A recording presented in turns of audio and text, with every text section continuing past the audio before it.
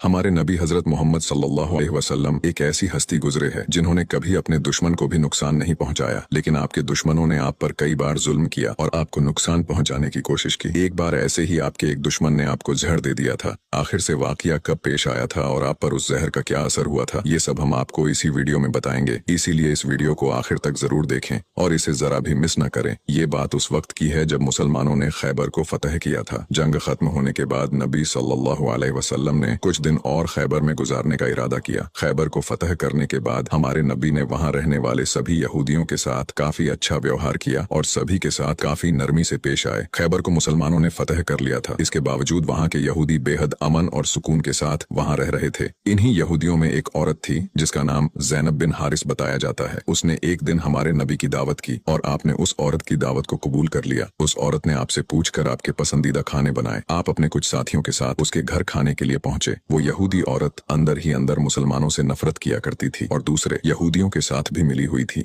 जो मुसलमानों के दुश्मन थे। उस औरत ने खाने में पेश होने वाले बकरी के गोश्त में जहर मिला दिया था। जब जहर से भरे उस गोश्त को आपके सामने पेश किया गया और आपने खाने के लिए एक निवाला उठाया और अपने मुंह में रखा तो आप समझ गए कि इसमें जहर मिला हुआ है। आपने तुरंत अपने साथियों को खाना खाने से रोक दिया और कहा कि इसमें जहर मिला हुआ है, लेकिन अफसोस के आपके कुछ साथी उस वक्त तक कुछ गोश्त खा चुके थे जिसकी वजह से उनकी शहादत हो गई। कहा जाता है कि जहर के बारे में हमारे नबी को उस जहर की बोटी ने ही खबरदार किया था। इस वाक़े के बाद उस औरत के साथ साथ उसके सभी साथियों से पूछताछ की गई तो उन्होंने न सिर्फ अपना गुनाह कबूल किया बल्कि ये भी कहा कि हमने आपके साथ ये इसलिए किया क्योंकि हम ये देखना चाहते थे कि आप अल्लाह के सच्चे नबी हैं या नहीं। अगर आप अल्लाह के सच्चे नबी हैं तो इस जहर का आप पर असर नहीं होगा और अगर आप अल्लाह के नबी नहीं हैं तो हमें आपसे छुटकारा मिलेगा। ये बात तो सब जानते हैं कि हमारे नबी ने कभी किसी से बदला नहीं लिया, जबकि आप पर कई बार बहुत जुल्म किया गया जिसके बारे में कोई सोच भी नहीं सकता। लेकिन जब उस जहर की वजह से आपके सहाबा की शहादत हुई थी तो कानून के मुताबिक उस औरत को भी कत्ल कर दिया गया। लेकिन कुछ रिवायतों में आता है कि उस औरत ने खुदकुशी कर ली थी। वही कुछ रिवायतों में कहा जाता है कि उस औरत को माफ कर दिया गया था। इस बारे में कई मुफस्सरीन अपनी अलग अलग राय रखते हैं। एक हदीस में हजरत आयशा फरमाती है कि जब नबी सल्लल्लाहु अलैहि वसल्लम की जिंदगी के आखिरी दिन चल रहे थे और आप बीमार रहा करते थे, उस समय आप कहा करते थे कि खैबर में जो मैंने जहर से मिले हुए गोश्त का टुकड़ा खाया था उसका दर्द मैं आज भी महसूस कर सकता हूँ। ये बात कई किताबों से साबित है कि उस जहर का असर हमारे नबी के आखिरी दिनों में देखा गया था और इसी जहर के असर ने आपकी वफात में एक अहम किरदार अदा दिया था।